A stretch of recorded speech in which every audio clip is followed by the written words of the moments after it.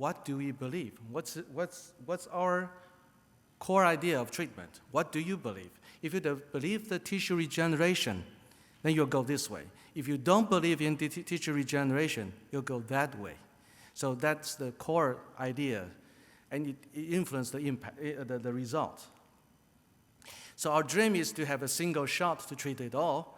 So this is our one idea example. That I had a patient, 70 years old. He got a L3, L4 protruding disc, and he got only one shot.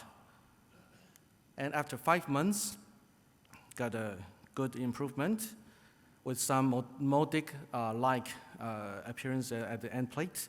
And after 18 months of follow-up, even better, even the anterior protruding improved. So, but that's the ideal situation.